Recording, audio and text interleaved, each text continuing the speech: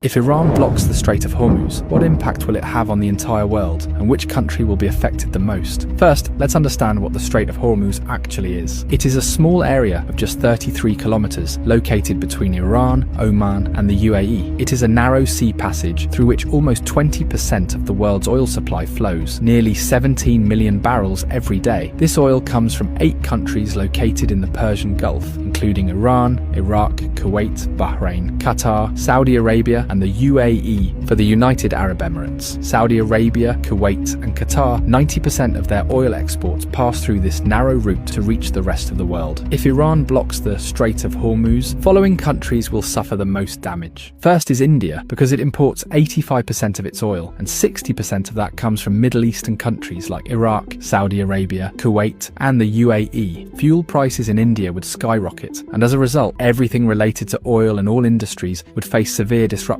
Industries could shut down, there would be job losses, and the economy would be severely affected. The second most affected country would be China. China is the world's largest oil importer, bringing in 10 million barrels of oil every day. 40% of China's oil imports pass through this Strait of Hormuz. Although China has built oil pipelines with Russia and Central Asia, they don't even fulfill 20% of its energy needs. So, if the Strait of Hormuz is blocked, China's economy could suffer a massive blow, and if China's economy is shaken, its effects will be felt all over the world. The third most affected country would be Japan, as it imports 90% of its oil, and 75% of that passes through the Strait of Hormuz. The fourth most affected country would be Saudi Arabia. 80 to 90% of Saudi Arabia's oil goes to the rest of the world through Strait of Hormuz, while only 10% goes to Europe via its Red Sea coastline. So if this choke point is blocked, Saudi Arabia's economy will be heavily impacted. Imagine that a country suddenly loses 80 to 90% of its revenue. What would happen to it? Something similar could happen to Saudi Arabia. There's also a high chance that Saudi Arabia might send in its military to reopen the route, and that could make the situation even worse. Fifth is Pakistan, which gets about 90% of its oil through the Strait of Hormuz. This oil meets around 27% of the country's energy needs. So if the route is blocked, prices in Pakistan could rise sharply. But there's an interesting twist. Since Pakistan shares a border with Iran, and several government reports suggest that 35% of Pakistan's diesel comes unofficially from Iran. So if the strait is blocked, Pakistan might turn to Iran for oil, either quietly or through an official deal. Next in line is the UAE, because as nearly as 72% of its oil exports rely on this Strait of Hormuz. The country does have a backup option, the Habshan Fujairah pipeline, which allows it to bypass the strait and export up to 60% of its oil. But for a major economy like the UAE, losing the remaining 40% would still be a serious blow. Next comes the European countries like France, Germany, and Italy, which on average get 10% of their oil through the Strait of Hormuz. A blockade here would hit them hard as well. Globally, experts warn that oil prices could soar past $150 a barrel, causing widespread inflation and possibly triggering a major global recession. So this small 33-kilometer area holds enough power to shake the entire world. What if I told you that from here to here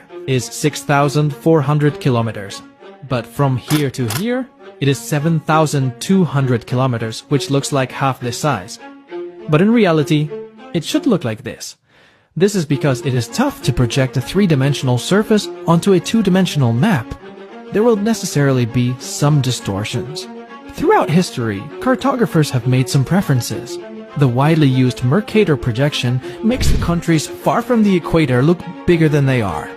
For example, we think that Greenland is a huge piece of ice, whereas it is only 2 times bigger than Turkey. In my recent video, I revealed the true sizes of countries and the reasons behind them.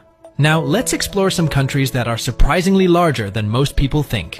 For instance, Brazil is actually larger than the contiguous area of the United States. If situated in North America, it could span from the northern parts of Canada down to Mexico. In Eurasia, it could stretch from northern Russia to Saudi Arabia, and from Hungary to Kyrgyzstan. India may seem large, but it doesn't appear huge on typical maps due to the Mercator projection, similar to China and Russia. Lastly, Saudi Arabia could encompass most of Central Europe, much of Eastern Europe, and most of the Italian peninsula.